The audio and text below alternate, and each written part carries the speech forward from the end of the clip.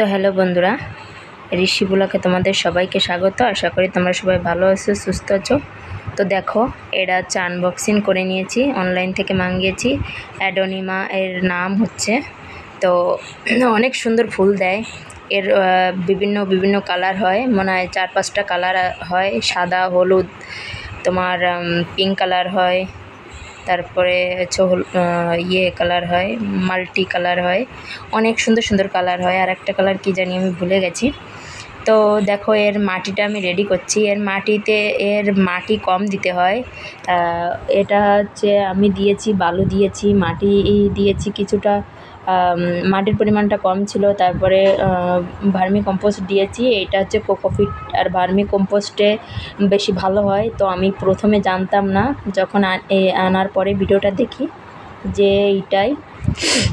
তো দেখো বন্ধুরা, এই যে বালু মিক্স করছি এখানে।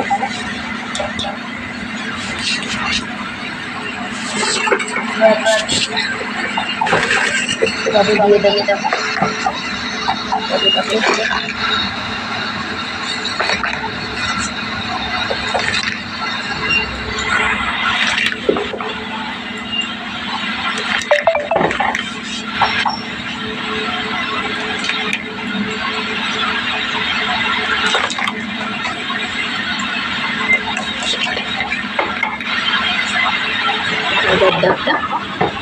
এইখানে এটা হচ্ছে 5টা আছে, বড় দেখে দিয়ে দেবো।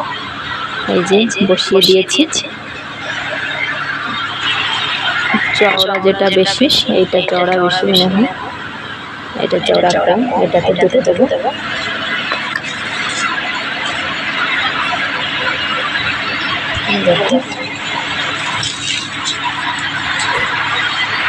দেখো বন্ধুরা, এটা মাটিতে বসিয়ে দিয়েছি। এই দেখো, এটাতে দুটো দিচ্ছি।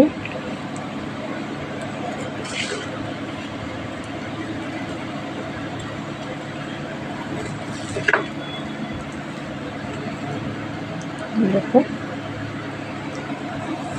বসানো প্রায় হয়ে গেছে।